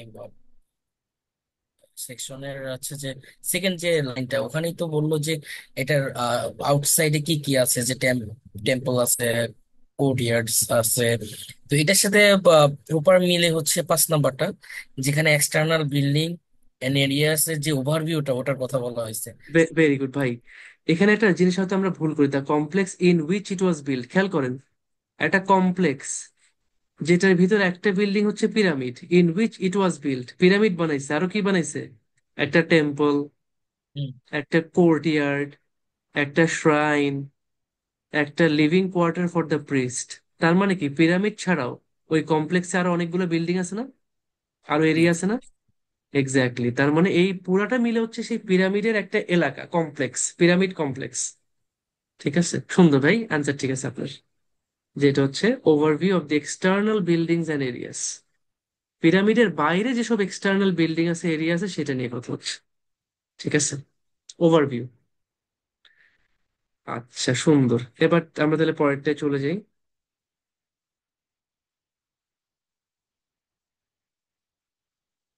ই এফ জি, আর তো বেশি নেই। ই এফ জি, ইটা দেখি আমরা। তো বলেন, খুব একটা কিন্তু কঠিন না, দেখেন জাস্ট একটু মিনিংটা বোঝা। আমার স্ট্র্যাটেজিটা বেশিরভাগ সময় কিন্তু আমরা ফার্স্ট 1-2 লাইনে অ্যান্সার পেয়ে যাচ্ছি। প্রথম প্যারাতে আমার পুরোটা পড়তে হয়েছে, একটা কোয়েশ্চেন আমার লাস্টের 2 লাইন থেকে অ্যান্সার আসছে। প্রথম 2 লাইন পড়ছি, প্রথম 2 লাইন আমাকে কিছুটা হেল্প করছে, বাট সাথে আমার লাস্টের 2 লাইন আমাকে হেল্প করছে। তো আমার কিন্তু স্ট্র্যাটেজির ভিতরেই আছি আমরা এখন পর্যন্ত। আসি আবার, the burial chamber of the tomb, টুম মানে কবর, আর বারিয়াল চেম্বার মানে, চেম্বার মানে হচ্ছে যে জায়গাটা, মানে একটা, কি বলে এটাকে, কুঠুরি, যেটা গর্ত, যে একটা ওই যে ধরেন একটা শেলফ খুললে যে ভিতরে যে জায়গাটা থাকে, ওটাকে বলা হচ্ছে, এটা আবদ্ধ জায়গার ভিতরে যে জায়গাটা থাকে, খেয়াল করেন, একটা আবদ্ধ জায়গার ভিতর যে জায়গাটা আছে, সেটাকে বলা হয় চেম্বার। তো বারিয়াল চেম্বার মানে যেখানে কবর দিত, টুম্বের কবরের যে অংশটায় কবরটা দিত, where the king's body was laid to rest, যেখানে কি রাজার বডিকে কি করা হইতো, সমাহিত করা হতো, লেড টু রেস্ট মানে সমাহিত করা। Was dug beneath the base of the pyramid, পিরামিডের যে বেজ, পিরামিডের একদম যে নিচ বরাবর, সেখানেই ওই বারিয়াল চেম্বার থাকতো, যেখানে রাজার বডিটা কবরস্থ করা হতো। আচ্ছা, সারাউন্ডেড, এবং সেটা সেই জায়গাটাকে ঘিরে রাখতো by a vast maze, maze মানে গোলকধাঁধা, গোলকধাঁধা বুঝেন সবাই, যেটার ভিতর ঢুকলে মানুষ ডানে বামে কোন দিকে যাবে হারায় ফেলে পথ, বুঝেন তো গোলকধাঁধা? আচ্ছা, পাজেল টাইপের, এক্স্যাক্টলি পাজেল। আচ্ছা, একটা মেইজ ছিল অফ লং টানেলস। আচ্ছা, আমরা একটু করে ছবিটা দেখে ফেলি, তাহলে সুবিধা হবে। একটু করে দেখে ফেলি আমরা, মেইজ দেখতে কেমন দেখা যায়। মেইজ হচ্ছে এরকম, বুঝছেন, যে আমি একটা জায়গায় যাবো, আমি কোন দিক দিয়ে যাবো, ডানে বামে এদিকে ওদিকে, আমি গোলক ধাঁধা একটা পাজলের মতন পুরো আমি আটকায় গেছি, ফেসে গেছি। আচ্ছা, তাহলে কবরের যে অংশটায় রাজার বডিকে কবর দেওয়া হইতো, সেই জায়গাটা চারপাশে ঘিরে রাখতো কি, চারপাশ ঘিরে রাখতো a vast maze of long tunnels. Tunnel মানে সুড়ঙ্গ পথ, মাটির নিচে যেসব রাস্তা আছে। তো তারা টানেল দিয়ে অনেকগুলো টানেল বানাইছে, টানেল বানায় বানায় এটার একটা গোলক, টানেলের একটা গোলকধাঁধা বানায় ফেলছে। তাহলে মেইজ অথবা যে পাজেলটা আছে সেটা হচ্ছে টানেলের, মানে আমি কোন দিক দিয়ে ঢুকতে যাব, কোন দিক দিয়ে বের হবো আমি বুঝতে পারবো না। That had rooms of them, যেটার মধ্যে কি ছিল, রুম ছিল, টু ডিসকারেজ রবার্স, যেটা কি করতো, যেটা রবার বা ডাকাতদেরকে ডিসকারেজ করার জন্য, মানে কেউ ডাকাতি করতে আসছে, সে এসে হারায় গেছে, সে এই জিনিসের মধ্যে পুরো লস্ট, যে ভাই আমি কোন দিকে যাব, ডানে যাব, বামে যাব, সামনে যাব, পিছনে যাব। এই ডাকাতটা পুরো হারায় গেছে। তো ডাকাতরা যাতে ডাকাতি না করে, ডাকাতি যেন না করে, তাদেরকে ডিসকারেজ করার জন্য তারা এরকম টানেলের মেজ বানাইতো ওই কবরকে ঘিরে। One of the most mysterious discoveries found inside the pyramid, পিরামিডের ভিতরে যেসব খুব মিস্টেরিয়াস মানে রহস্যজনক আবিষ্কার করা হয়েছে, was a large number of stone vessels, অনেক সংখ্যক স্টোন ভেসেল, স্টোন মানে পাথর, ভেসেল মানে পাত্র। এই যে দেখছেন না একটু আগে পিরামিডের ভিতর যেসব জিনিসপাতি আমি দেখাইছিলাম না আপনাদেরকে, পিরামিডের ভিতর যে জিনিসপাতি, এগুলো কিন্তু সব পাথর দিয়ে বানানো, এই যে দেখেন এগুলো কিন্তু সব স্টোনের, এবং এগুলো ভিতরে কিন্তু পাত্র, ভিতরে জিনিসপাতি রাখা যায়, সব স্টোন ভেসেল এগুলা, বুঝছেন। আচ্ছা, এই আরেকটা করে দেখছি, এই যে স্টোন ভেসেল, পাথরের পাত্র, এগুলাই কিন্তু ওদের মেইন ইয়া ছিল, পুরাকীর্তি আর্টিফ্যাক্টস। আচ্ছা, হ্যাঁ আমরা আবার আসি, 2 লাইন পড়ে ফেলছি, এবার পরের 2 লাইন দেখি, শেষের 2 লাইন কি আছে। দেয়ার আর হিস্টোরিয়ান্স, এমন ইতিহাসবিদ আছে, হাউএভার, হু ক্লেম, যারা দাবি করে, দ্য ভেসেল, দেখছেন এখন ওই ভেসেল নিয়েই কথা বলতেছে, হিস্টোরিয়ানরা দাবি করে, দ্য ভেসেলস, ওই পাথরের পাত্রগুলা, ওয়ার ডাম্পড ইনটু দ্য শ্যাফটস, সেগুলোকে ফেলে দেওয়া হয়েছে কোথায়, শ্যাফটের মধ্যে, as yet another attempt to prevent grave robbers from getting to the king's burial chamber. তো এই ভেসেলগুলো ওরা ফেলে দিত, কেন ফেলে দিত, যাতে রবারদেরকে প্রিভেন্ট করা যায়, ওই ডাকাতদেরকে আটকানো যায়, যাতে তারা রাজার কবর পর্যন্ত না পৌঁছায়, রাজার যে কবরটা সেই পর্যন্ত যাতে ডাকাতরা না পৌঁছাইতে পারে, সেই জন্য তারা কি করতো, ভেসেলগুলোকে শ্যাফটের মধ্যে ফেলে দিত। এখান থেকে কি পাচ্ছেন, এই যা কিছু ঘটছে কোথায় ঘটছে।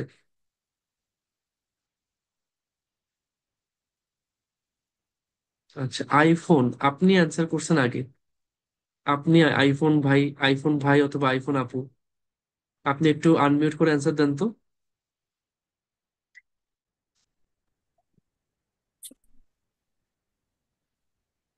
জি। স্যার আসসালামু আলাইকুম। ওয়ালাইকুম আসসালাম আপু, জি। স্যার, এখানে আমাদের যে হেডিংটা দিয়েছে, the G, areas and the artefacts within the pyramid itself. তো এক্স্যাক্টলি, ভেরি গুড আমাদের ভেরি গুড। প্যাসেজেও কিন্তু আমাদেরকে বলেছে যে পিরামিডের ভিতরে কি কি জিনিসগুলো আছে, যেমন এক্স্যাক্টলি, হচ্ছে surrounded by a vast maze of long tunnels, মানে পিরামিডের ভিতরে যে যে জিনিসগুলো ইনক্লুড করা এক্স্যাক্টলি, আছে। বিনিথ দ্য হ্যাঁ, পিরামিড, এটাই পিরামিডের বলেছেন। নিচে খনন করা হয়েছে, তার মানে কি পিরামিডের জি নিচে, তার মানে পিরামিডের ভিতর। জি, ভিতরে, আচ্ছা, হ্যাঁ। বারিয়াল চেম্বার, এটাও পিরামিডের ভিতর। জি জি, ফাউন্ড ইনসাইড দ্য পিরামিড, পিরামিডের ভিতর, তাই না, ইনসাইড দ্য সবকিছুই পিরামিড, লার্জ পিরামিডের নাম্বার অফ ভিতর নিয়ে স্টোন আসছে। ভেসেলস। জি এবং এই স্টোন ভেসেল জি। গুলা কি, কোন কিওয়ার্ডটা মিল পাই, একটা তো এরিয়া পাইছি, আরেকটা কি, স্টোন ভেসেল গুলা, আর ওই যে স্যার, ওই যে আর্টিফ্যাক্টস যে আর কি। আর্টিফ্যাক্টস, পুরাকীর্তি, পুরান দিনের জিনিসপাতি, এক্স্যাক্টলি সবই জি জি পিরামিডের ভিতর। নাইস। তা আর্টিফ্যাক্ট হচ্ছে স্টোন ভেসেল গুলা, এরিয়া গুলো তো আমরা পাইছি, সবকিছু পিরামিডের ভিতর। নাইস, ঠিক আছে আপু, থ্যাংক ইউ। এবার যে পরেরটা, আনফর্চুনেটলি অল অফ দ্য এটা কত লাইন দেখি, এক লাইন, দুই সেন্টেন্স, তিন সেন্টেন্স, তার মানে খুবই ছোট, এটা হয়তো পুরোটা পড়তে হতে পারে কারণ একদমই ছোট। Unfortunately all of the precautions, এত সাবধানতা অবলম্বন করছে, অ্যান্ড ইন্ট্রিকেট ডিজাইন, এত জটিল একটা ডিজাইন করছে অফ দ্য আন্ডারগ্রাউন্ড নেটওয়ার্ক, নিচে এত মেজ, পাজেল, গোলকধাঁধা বানাইছে, ডিড নট প্রিভেন্ট, এটা আটকাইতে পারে নাই ancient robbers from finding a way in, প্রাচীন যেসব ডাকাইত ছিল তাদেরকে ভিতরে ঢুকা থেকে আটকাইতে পারেনি এত কিছু করেও। Djoser's grave goods, grave goods, goods মানে সামগ্রী, যেসব জিনিসপাতি ছিল, তোর কবরের জিনিসপাতি, অ্যান্ড ইভেন হিজ বডি, এমনকি তার বডি পর্যন্ত মানে তার লাশ, ওয়ার স্টোলেন, চুরি করে নিয়ে গেছে at some point in the past. And all archaeologists found, archaeologist মানে হচ্ছে প্রত্নতাত্ত্বিক, আর্কিওলজি মানে প্রত্নতত্ত্ব, পুরান দিনের জিনিসপাতি, পুরান দিনের জায়গা, এটা নিয়ে যারা পড়াশোনা করে এটা হচ্ছে আর্কিওলজি, যারা করেন তাদেরকে বলা হয় আর্কিওলজিস্ট। ফাউন্ড, ওনারা যা কিছু পাইছেন, were a small number of his valuables, ওনার যেসব দামি জিনিসপাতি ছিল তার খুবই অল্প সংখ্যক জিনিসপাতি পাইছে, ওভারলুকড বাই দ্য থিভস, ওনার যা কিছু দামি ছিল সেটার মধ্যে খুবই অল্প জিনিস যেগুলো চোররা পাত্তাও দেয় নাই, চোররা ওভারলুক করছে যে ভাই আমি দামি দামি জিনিস নিচ্ছি, এই থার্ড ক্লাস সস্তা জিনিসটা ফালায় যায়, এটা আমি নিবো না। চোররা যেগুলো ফালায় গেছে সেগুলাই আর্কিওলজিস্টরা পাইছে, মানে আমরা আজকে যা কিছু দেখি পিরামিড, এগুলো সব হচ্ছে যেগুলো ফালায় গেছে, যেগুলো নিয়ে গেছে সেগুলো আমরা দেখি না, যেগুলো ফালায় গেছে ওগুলাই আমরা দেখি। আচ্ছা, তার মানে কিছু খুবই অল্প জিনিস ছিল, খুবই অল্প জিনিস, কিছুই ছিল না, সব নিয়ে গেছে। আর্কিওলজিস্টরা যা কিছু পেয়েছে খুবই অল্প জিনিস পাইছে। There was enough left throughout the pyramid and its complex, however. There was enough left. তাও যথেষ্ট পরিমাণ জিনিস বাকি ছিল। Throughout the pyramid and its complex. Pyramid আর তার পুরো কমপ্লেক্সে যা কিছু বাকি ছিল সেটাও যথেষ্ট ছিল। To astonish and amaze the archaeologists who excavated it. এক্সক্যাভেট করা মানে মাটি খুঁড়ে বের করা। তো যে আর্কিওলজিস্টরা মাটি খুঁড়ে এগুলোকে বের করছে তাদেরকে অ্যাস্টনিশ করার জন্য, অ্যাস্টনিশ করা মানে কি, ওকে ওষুধ খাওয়াছিল কয়টা? অ্যাস্টনিশ করে মানে হচ্ছে চমৎকৃত করা, ঠিক আছে, চমক লাগায় দেওয়া। আর অ্যামেজ করা মানে হচ্ছে খুব, মানে মানুষকে খুব মোহিত করা। তো আর্কিওলজিস্টদেরকে চমৎকৃত করার জন্য, অ্যাস্টনিশ করার জন্য, অ্যামেজ করার জন্য যা কিছু ছিল খুবই অল্প ছিল, বাট যা ছিল সেটাও যথেষ্ট ছিল। আচ্ছা, তাহলে অ্যান্সার কি দিচ্ছেন?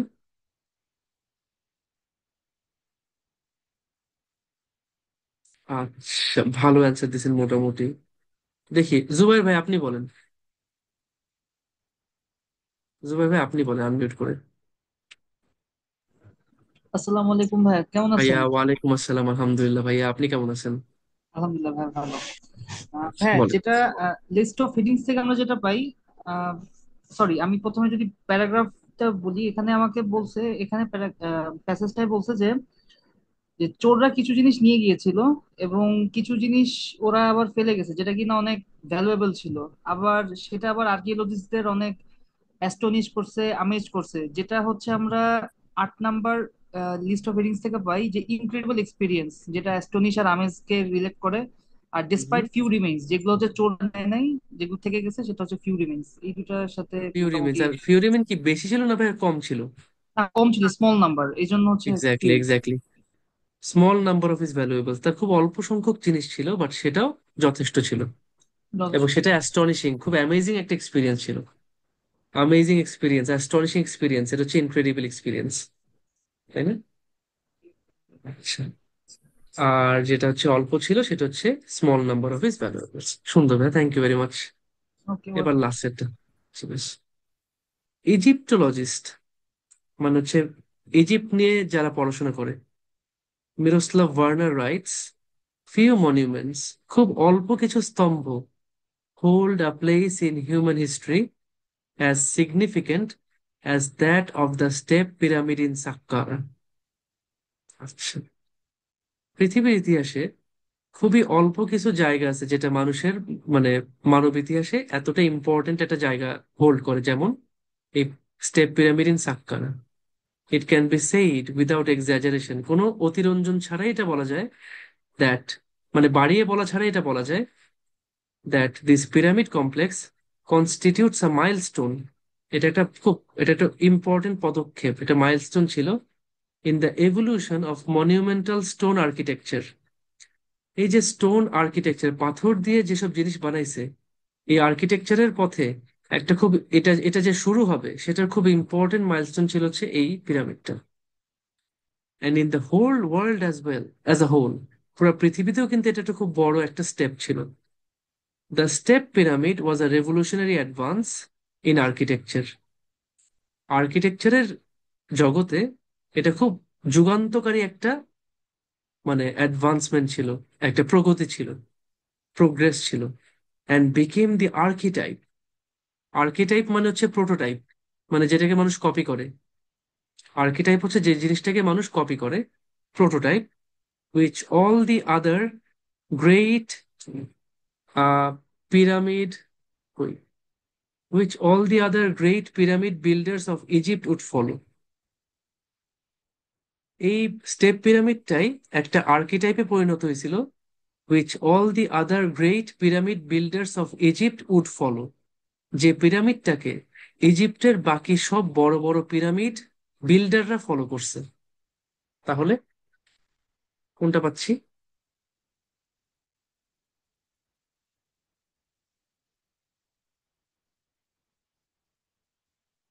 আচ্ছা, এই যে আজকে যে আপু জয়েন করছেন, আপু থেকে আপনি বলেন। জুনুপা আপু আপনি বলেন, আপনি আনমিউট করে বলেন।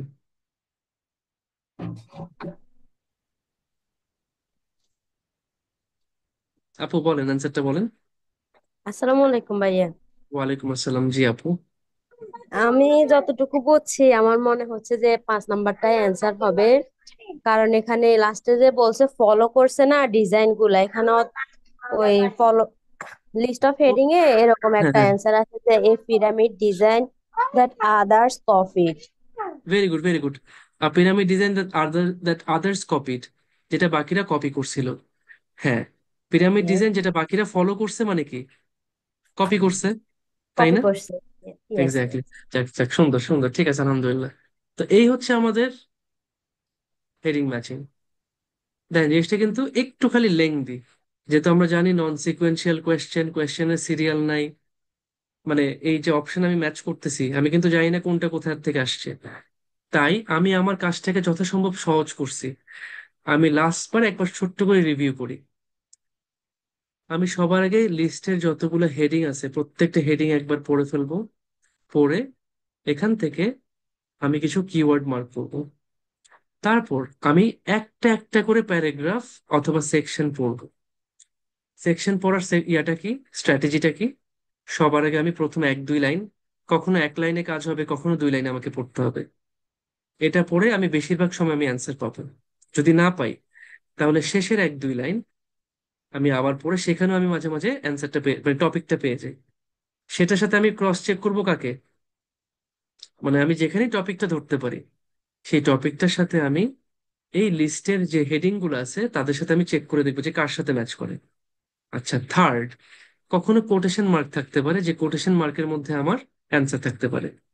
যদি সেটা নয়, ফোর্থ, যদি সেকশনের সাইজ ছোট্ট হয় তখন মোটামুটি পুরো সেকশনটাই আমাকে পড়তে হয়, মানে প্যারাগ্রাফটা ছোট, আছেই 2 থেকে 3 সেন্টেন্স, তখন আমি পুরোটা পড়ে ফেলি এবং সেখান থেকে আমি অ্যান্সারটা পড়ি। তাহলে 4টা স্ট্র্যাটেজি। ফার্স্ট 1 থেকে 2 সেন্টেন্স, সেখান থেকে টপিকটা আইডেন্টিফাই করব, সেটা যদি আমি না করতে পারি, লাস্টের 1 থেকে 2 সেন্টেন্স, সেখান থেকে টপিকটা ধরবো, সেটাও করতে না পারলে দেখবো যে ভাই আর কোনো, মানে আমি কিন্তু এই 2টা স্টেপ করছি অলরেডি, তারপর কোনো কোটেশন মার্ক আছে কিনা যেখান থেকে আমি হেল্প পাবো। আচ্ছা, সেটাও পাই নাই, তো তাহলে যদি সেকশন সাইজ ছোট্ট হয় আমি পুরোটা করে ফেলতে পারবো। তো 4টা স্ট্র্যাটেজির একটা না একটা আমার অবশ্যই আমার মানে কাজে লাগবে, ইফেক্টিভ হবে। আমরা তাহলে ইনশাল্লাহ এইভাবে করে কি করব, আমাদের প্রত্যেকটা কোয়েশ্চেন সুন্দর করে সলভ করতে পারবো। এটার একটা বেনিফিট আছে, এইটা যদি করতে যাই, এটা করলে, এটা যদি আমি আগে করি, আমি এখান থেকে খুব easily feel in the blank solve করতে পারবো। এই প্যাসেজে যত যত কোয়েশ্চেন আছে, যতগুলো কোয়েশ্চেন আছে এই প্যাসেজে, দেখেন আমি তো হেডিং ম্যাচিং করে ফেলছি, আগে হেডিং ম্যাচিং করে ফেলবো। তারপর দেখেন ফিল ইন দ্য ব্ল্যাঙ্কস আছে, the complex that includes the step pyramid and it's surroundings is considered two B as big as an Egyptian dash. এটা কোথায় পাইছি বলেন তো? এই অ্যান্সারটা কোথায় আছে? আমি সবকিছু মুছে আপনাদেরকে আবার দিচ্ছি, আপনারা একটু বলেন যেটা কোথায় পাইছি। Very good. ওই যে পিরামিডের একটা ওই যে টেম্পল টেম্পল, ভেরি গুড। কোথায় আছে এটা? কোথায় আছে দেখেন তো? সেকশন ডি তে আছে। Very good, very good. এই তো দেখেন আপনারা 3-4 জন অ্যান্সার করে ফেলছেন চটচট করে। তার মানে কি, লিস্ট অফ হেডিং যদি আমি কমপ্লিট করে ফেলতে পারি, আমি অটোমেটিক্যালি বাকি কোয়েশ্চেন অ্যান্সার গুলো কোথায় আছে আমার কিন্তু একটা আইডিয়া হয়ে গেছে। আমি অটোমেটিক্যালি লিখতে চাইছি, ঠিক আছে, তাহলে এটা আমি ধুমধাম অ্যান্সার করতে পারবো। As big as an Egyptian, এত। তো আপনারাও জানেন যে এটা সাইজ কেমন ছিল, কিসের মতন ছিল। অটোমেটিক্যালি কিন্তু কোয়েশ্চেন অ্যান্সার করে ফেলতেছে। তারপর ফিল ইন দ্য ব্ল্যাঙ্কস দিয়া এমসিকিউ আছে, double answer. Which two of the following points does the writer make about king Djoser? King Djoser কই আছে? কিং জোজার হচ্ছে বিতে। ব্যাস, তার ব্যাপারে কি বলছে 2টা পয়েন্ট আমি নিয়ে নিবো এখান থেকে অ্যান্সার। আমার কিন্তু দেখছেন হয়ে গেছে। এই একটা হেডিং ম্যাচিং করে, হেডিং ম্যাচিং আমি টাইম দিব 15 মিনিটস এর মতন আপু, সর্বোচ্চ 15 মিনিটস। কেউ যদি এর কমে করতে পারেন ভালো, বাট আমি 15 মিনিটস এর মতন টাইম দেওয়ার চেষ্টা করবো হেডিং ম্যাচিং। কারণ এটা করলে আমি কিন্তু বাকি 5 মিনিটে সব কোয়েশ্চেন শেষ করে ফেলতে পারবো। কারো যদি মনে হয় হেডিং ম্যাচিং 20 মিনিট টাইম দেন, 20 মিনিট টাইম দেন, কোনো সমস্যা নেই। বাট আমরা ইনশাল্লাহ হেডিং ম্যাচিং করলে বাকি সবগুলো কোয়েশ্চেন আমার চোখের সামনে চলে আসবে। এটা একটা বড় অ্যাডভান্টেজ।